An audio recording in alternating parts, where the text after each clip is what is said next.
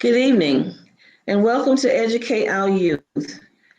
Our guest this afternoon is Ms. Cecelia Evans. She's a Senior VP, Local Market Manager for Bank of America. And I'm your host, Janet Keith Thompson, the CEO and co-founder of the Mamie Keith and Aline Bradley Educational Foundation, also known as Educate Our Youth. The mission of Educate Our Youth is to make college more accessible through education, mentoring, professional development, and other means available to students by offering programs such as ACT, SAT, financial literacy, tour college campuses, assistance with filling out financial aid forms, and also academics and athletes. So, good evening, Cecelia. How are you Good evening, today? good evening, Janet. Thanks so much for having me here today. Great. So let's tell our viewers a little bit about who you are, and what do you do? I am the local market manager, as you said, and as my husband says, what does that really mean? And so what that means is I have the opportunity to work internally with our partners to coordinate referrals between each of our lines of business, so like small business to our consumer bankers. Externally, I get to work with nonprofits for grant making, sponsorships, and really connect our clients and our employees at various events throughout the Grand Strand. Okay, great. Sounds interesting. It sounds like it keeps you busy. So It does. it does. Okay. So I'd like to ask you about banking for students. At what age should parents start talking about bank accounts and savings accounts with their students or children, I should say? Well, I think savings accounts, I would say, starts very early on because you can have a custodial savings account with your children. So maybe their grandparents give them money and you can help them save maybe for something bigger, or maybe you even say, let's take a percentage of this and put it in the bank for maybe your education, or start talking about college. Kids always like to start talking about cars, I think, at any age and what they're going to earn. And so that down payment potentially for the car as well. So you can start, I would say 5 or 6, even talking about saving some of that money, maybe they get for a birthday or Christmas or a holiday, and put that in. And then you can talk about, as they get older, how you're going to utilize those funds. But it just really teaches them to save. And that's I think something all of us struggle with, no matter what our age, is putting stuff away for either a rainy day or a large purchase. 5 or 6 is a good age too, because they get tooth fairy money and things of that nature, birthday money. So that is a good age. About how much do they need to start an account with? And You can you can start an account with like $25, and then as long as you're making monthly, put some monthly contributions in there, then you're going to be fine as you build that account up. Each bank differs a little bit, so there's not like an industry rule as you put in $100 and then just leave it there, but they want to encourage you to continue to put money in, because that's really all about the savings platform and kind of teaching those behaviors young. now, when it comes to checking accounts, to see that parents have to be involved with the. Let's say you got a 16-year-old that has a job and she wants her own checking account and she wants her debit card. Are the mom and pop involved with that? Do they have to sign off on anything for them to open up an account? Not at the age of 16. We open accounts that are sole ownerships Mhm. between the age of 16 and 17 years old. So they will need to have the proper ID when they come into the financial center. So that financial center would need like a driver's license or a passport or a South Carolina state ID. So that serves as your first form of identification. And Yeah. then you want to look at a second form of ID, which could be a student ID or a social security card. So you need that social security number, whether it's just a card, but you need the card for the identification piece of that. Okay. Well, I'd like to remind our viewers, if you have any questions, please post them in comments, and I would certainly be happy to ask Cecilia any of your questions. So, back a long time ago, people did not believe in banks at all. They would keep the money under the mattress, they would dig a hole in the yard, and bury their money. So why is it important to put money in banks now, Well, I especially with think the economy? The money, I will say the money in the bank is FDIC insured, so your money is protected. And I think as we looked at putting our money under the mattress, we were a much more cash oriented society when we were doing that. I mean, Okay. when we went to the post office, we paid that in cash, or we were paying suppliers that might come to our house with groceries, or so it was a much more cash prevalent society as we were putting our money under the mattress.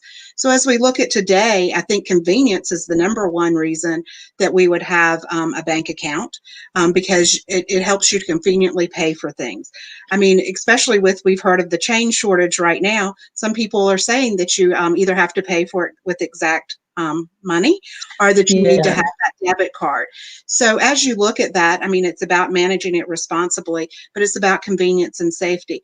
So again, as you think about you're traveling and maybe something happens and you've got your extra money under your mattress versus in the bank. Whereas if you have it, you can take your debit card and go to an ATM and take money out to help pay for that unexpected expense and transfer money between your checking and your savings account. And I think convenience and safety as well, because as you look at the safety, if so I think of we see all these movies that somebody puts their wallet on the bleachers at a basketball game while they're shooting Right. hoops or something, and then you forget it, or maybe it falls under the bleachers, and then your money's gone because there's no Mm-hmm. protection for that money. So you've just lost it. So I think that safety feature is really important, that if you lose that debit card in today's society, you can put a pause on that debit card, you can get a new debit card, and so you haven't lost all the funds that you have when you lose your wallet. So how do you choose a bank that's best for you? What makes, for me, it's a lot. My mom banked at a particular bank, so that's where I bank at. So but sometimes I think I should change banks. So how do you choose a good bank? What? Well, I think there are a lot of them out there. Of course, I'll say Bank of America is what you should choose. But I mean, I think as you look at things, you want to see, is it convenient for you? So we go back to that convenience. Is it close to your house? Is it somewhere you're driving past? Like if you're a college student, is the bank located in that city that you might go to? Yeah. Because it's going to be much easier to transact if you have Bank of America to Bank of America or bank to bank. And I think that's what we see is that convenience factor. You want to be able to know that it's something they have mobile and online banking that you like. Maybe it's Mm-hmm. convenient for your parents to deposit money into it. Maybe they have an account at that bank and they can transfer money into your account. So there are a lot of factors that play into it. Convenience, I would say, is probably one of the biggest, and how you feel about that bank. Do you feel safe and secure that they're going to protect your money and your assets and help you as you continue to grow in your financial life? Right, right. And that's pretty much what I think most people look at, just the long-term effect of banking and how well that particular bank, that you benefit from that particular bank. So, the difference between checking accounts and savings accounts, explain that for us. Okay. I think as you look at a checking account, that is a transactional account. So it's how you're going to pay your bills. So you're going to have multiple things that occur out of that account a month. You might pay your mortgage, you might pay your car insurance, you might go and take and have some Starbucks or McDonald's or eat out and use that debit card and use those funds. Whereas your savings account is not meant to be transactional. It's meant to be more of looking at a future goal. So what is that goal? Is it to save for a rainy day if all of a sudden the tire on the car blows, or that you Mhm. get ill and you're not able to go to work, so that you have some backup funds to help cover some of those funds, some of those like insurance and things that come due every Right. month. It could be you're saving for something big. Maybe you're saving for college. Maybe your goal is to pay for all of your books each semester as you go off to school. So you're starting to save that money now so that you can pay for those books. Or maybe you want to purchase a car so you can get back and forth to school. So it's saving for those larger purchases or those rainy days. Okay. I have a question for you. We um we see forms how to calculate how to become a millionaire by the time you reach the age of 30.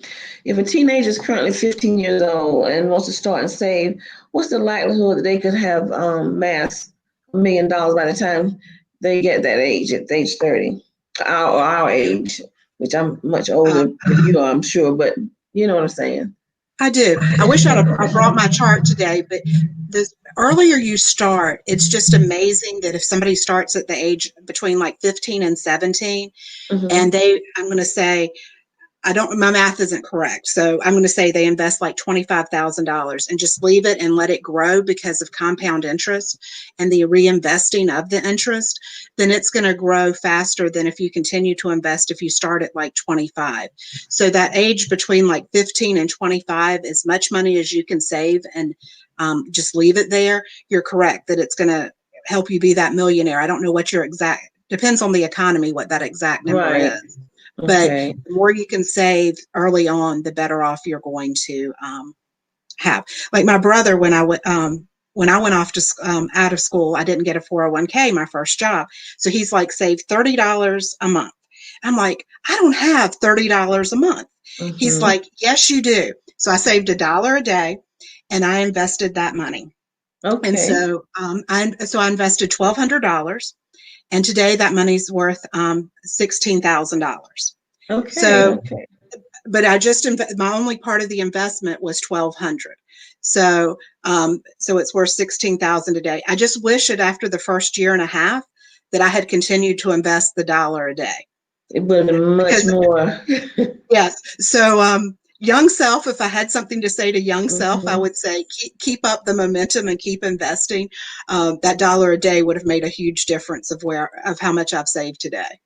Well, that's great, and I hope and our listeners that's young, I hope they heard what you just said because when you're young, we think one way, and we do, you know what I'm saying. We don't look at the future and to see how we could benefit from what we're doing at that particular time. So how do you get the most out of a checking account? I think it's really reading and listening to what they have to say. So, for example, you have a checking account, and there could be a monthly maintenance fee, but there are ways to avoid those fees depending. So, one way is a student checking account that between 16 and 24, there could be a waiver on that account so that you're not getting charged that monthly maintenance fee. If you're a Okay. little older, you could potentially have a direct deposit that goes into the account to waive that fee. Or it could be that you have a certain amount on deposit at that financial institution. So it's making your money work smarter for you because you know those ways that can prevent that monthly maintenance fee. And again, we talked about that could $5 could be part of that $30 that I want to save Right. per month. And so I think we just have to kind of look and see what's best for us and some of the things that we can take out of the accounts. Okay. So what questions to ask if to see if a checking account is right for you? Well, I think some of them. So the convenience of the ATM network. So if you think about an ATM network and you go with a smaller bank, and then I move to North Carolina, and they don't have that particular bank there, then there might be an ATM fee. So you want to make your money work for you. So as you look at so you go to the bank, and maybe the bank is not your bank, and you spend a $2 fee to get the money, and a $2 fee from your bank. So that's $4. So if you just took $20 out of the bank, you've already lost $4, and that's Mm-hmm. about 20% of your money. So I can't afford to give away 20% of my money. So it's Mm-hmm. about being smart. Now, is there a way if I'm out of town and need those funds, and maybe I also need some gas, so maybe I can get cash back at a gas station, or I need to purchase something at the store and I can get some money back and use that debit card for cash back at the store, and therefore I'm not paying that fee at that particular financial institution. Okay. So you have a student that wants to move out on their own and get their own apartment. What Mhm. advice would you give a student that's looking to rent, and how would they utilize their money to make sure that rent is paid on time? I think as you look at a monthly bill, so some of us get paid every week, some of us get paid every other week. So it's really breaking it down into something that's a small enough portion that you can look at. Some people call it the envelope method, that every time Yeah. they get paid, if their rent's $400, if they get paid weekly, they're putting that $100 aside. It's the same Right. thing in the checking account, just realizing that $100 out of each paycheck needs to be saved so that you have the $400 when rent comes due. So I think it's about planning, and budgeting is so important. So as Hmm. you get that first paycheck and you go out on your own, what are those expenses? What are those expenses that you might not be able to afford right now, such as maybe you don't need cable, even though it's really nice to be able to watch a multitude of shows, but it could be Right. not in your budget. So really look at what your budget is and what your net pay is. And I think that Okay. sometimes we look at our gross pay before like FICA and our federal and our taxes come out, and Yes. we are not really realizing what that I made 300, but I'm bringing home 200, and so I need Hmm. to set my expenses across that. And I would encourage people, how do you pay yourself and put some of that money in savings too? I think we always forget to pay ourselves first and put that money in savings. Can you tell that's my favorite thing to do is Yes. save? And that's a good thing. That's a good thing. Um, but really So, think about yourself as a bill, and that you put that money aside. And what I've seen a lot of is that we'll put the $30 aside, and then a concert or something fun will come up, and then we transfer it right back to checking.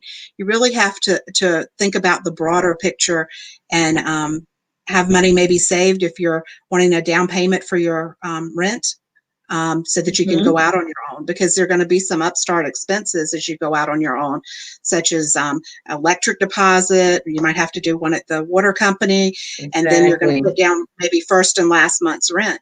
So really, what Right. does that look like as you're going out on your own and trying to make that budget? And what are some of those monthly expenses? In today's world, we have a lot of young folks that want to become entrepreneurs, and they are becoming entrepreneurs. So, what advice would you give young people who want to start their own business someday? What advice would I give? I would say follow your passion. I think passion, one, makes you it makes it more enjoyable to go to work every day. So I think Okay. find something you love would be the first thing, Hmm. and think about how you're going to get there, and how you can finance that, whether it's through the SBA, through a small business loan. How are you going to get like a structure? Just like you need a place to live, your business might need a place. Or is there a way to co-op and take an office with somebody else so that you can cut down on those expenses and share like the electricity? I think your Ori Georgetown Tech has a lot of programs that will help you do that as well, kind of create how to be an entrepreneur. They've got a great Hmm. manufacturing program out there right now. So, what do you want to manufacture, and how can your resources in the community help you get there? Exactly. So, if a business, so what do you need to consider when writing a business plan as far as money is concerned? When you're young, you want to do your thing. So, what do you need to consider? Um, I think is it what do you need to really I mean, how much is your startup? So what are your Okay. materials going to cost? Okay. What is your end goal, and how many are you going to produce? I think Shark Tank has done a lot of this for us, as we see those Yes. entrepreneurs come and how they've financed some of those startups, whether it's money from friends or family because they've invested in it, as they start Yes. those particular ideas. They've made a prototype, a lot of them, and then they continue. So really looking at what your end goal is, and how you in the steps to get there. Do you need advertising to sell your product? I mean, I think we Right. see a lot on what's that marketing plan to get it out there. So really think about your finances, what it's going to cost, how you're going to market it, and what your end Hmm. goal is. And then you have resources around you. There are various organizations that are nonprofits that will help you write that business plan. Right. Earlier we talked about debit cards, and I watch it every Sunday. On Sunday morning, I think it was in some place in Scandinavia, it's in Sweden, one of the countries there, where they don't use cash. They use very little cash. Hmm. And the elderly is totally against it because they prefer to use their money. But the majority of the population is young, and so they're going to strictly debit cards or cash cards. Do you see us getting to that point in this country? Will we no longer I move don't, I cash don't, around like that? I don't see us in the near future getting to a cashless society. Um, it takes, I mean, I think so many of the things like we'll even take toll roads. I mean, sometimes on a Mm-hmm. toll road, they'll take a debit card or they'll take a credit card. But a lot of times that it's changed. I know I got on a road one time and it was only a quarter, and you think only a quarter. And so many of us don't carry cash nowadays. And Right. I had to scurry pretty hard to find that quarter because I only had a debit card at that point. So I think they can both work in conjunction with each other for a better society. Yeah, yeah. I can't imagine not having any cash at all, you know. So what do you tell a child that wants to start a bit opening a, you know, sometimes children come to you, they have so many ideas.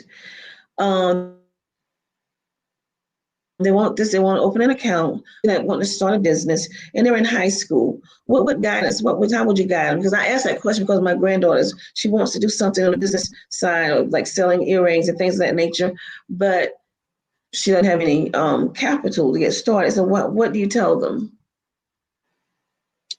Well, I think we talked. Maybe she could get her grandmother to invest in her business if she had a Yeah. sound enough business plan. Because if Mhm. you don't have any money, I mean, you've got to start with something, or Something, yeah. maybe you start with the other not. Maybe you start with something that's recycled. So maybe there's a way to create earrings like out of the caps that come off soda bottles. Hmm. So maybe she creates that. She starts with that because it's part of a recycling and ecology, and then she can move on from there. So I think you have to look at what it's going to cost you and what your resources are and what you have around you. So I'm not quite sure what type of earrings she wants to create, but that would be one way. She could look at, maybe she asks for gifts such as beads, or as she goes for holidays versus some other things. I'm Right, not sure what her age is, but right. then as you start. She's 14, so she's into that, the earring thing and jewelry, you know. So but she mentioned that to me. She's been doing her research. So I was just wondering, you know, how should I guide her through that process? Because there would be make somebody in the family make an investment, but how do you get her started? You know, which way do you go with this? Well, I think I would look at where she wants to and what she wants to do. She knows that Mm-hmm. as a potential investor, and then how are you going to sell them? I mean, where is she going to go? Is she going to create a website, or does she have an opportunity? A lot of times, you would have an opportunity maybe at a church bazaar to sell them. Yes, So we're not in the in-person way right now, so that makes it kind of hard. But I mean, that right. might be a way to start, is like something at a church bazaar, people see it, then word of mouth, and then you can build from there. I mean, I think Okay. any great idea, you just have to find the initial way to start, and it doesn't always work, and then we have to go back to a drawing board and say, okay, that didn't work, but what's the next step? I still want to pursue this. Exactly. So, my final question to you is for our teenagers that's listening that want to work in the bank during the summer, or do y'all have apprenticeships during the summer, or do they work full time and earn a salary during the summer? And what age does the bank hire young people to work? We have a on our website, if you go into bankofamerica.com and Mhm. put in careers, we do have summer internships that are more, I would say, broader. So, like maybe Charlotte, when you're a college age student, there's some Okay. there. There's some, but we take students from all over the country that would go to Charlotte and work, or New York, or Chicago, and various hubs that we have. So you can Okay. go, and anybody from from around the United States can apply for those summer internships. Okay. Something we have locally, I would say this year was our first year of student leaders. And so this is a little different. This is for high school students, so juniors, seniors, Mhm. and our student leaders typically intern at one of our nonprofits in the area. And they get a salary. And we had to change that a little bit this year, and they go to DC for some information and leadership training. We had to train Okay. it virtually this year, but it was our 15th year of the program throughout the United States. But what they got to do this year is they got to meet local business leaders. So some of our nonprofit leaders, they met. We interviewed the gentleman from the International African American Museum in Okay. Charleston, which is really fascinating. That work, Mm-hmm. it's not going to be finished till 2022, but they're still doing so much without a structure. They were able to do that. They actually partnered with the Charleston student leaders Okay. and with the Big Brothers Big Sisters program, and they revamped their website and shared with them how to recruit new mentors for the Big Brother Big Sister program. And we made a decision consciously. Originally they were going to go to a local nonprofit, but I really wanted them, they both happened to come from the same school, I wanted them to have a broader perspective and not just work with the same people that they potentially had the time at school. So I was able to partner with our Charleston market team and work through that and give them a broader experience. So So how those many? applications will be opening up. They can type in student leaders, and they'll be opening up around November the 1st, and those applications need to be in by January. November 1st. Okay, and be in by January. And Sounds we good. do And how many? partner with, we had Go ahead. two. We have Okay, two from our students. Okay. Okay. Well, that sounds great. I'm glad to hear that, and I will pass that around. So see if anybody can be very lucky and catching hold, grabbing one of those positions. Well, Cecelia, it's been a pleasure talking with you this afternoon. You shared some great information for our viewers. I appreciate you coming on and hope we can do this again in the near future. That would be great. I would just leave your viewers with a website, which is bettermoneyhabits.com. So if we didn't Okay. answer your questions today, this website has everything. We partner with Khan Academy, and it has everything from how to open a credit card to your checking account, how to save for a home, college expenses, 529 plan. And I'm going to stop there because it is a wealth of information, but you can Okay. drill down on what you're interested in by going to the website. We partner with Khan Academy and learning more about banking and how you can succeed in your future financial endeavors. Great. I will pull that up and research that for myself as well. Again, thank you so much for coming on, and certainly would love to have you back in the coming future. Would love to do that. Thank you so much for the opportunity, Janet. Have a good You, afternoon. you too. Bye bye now.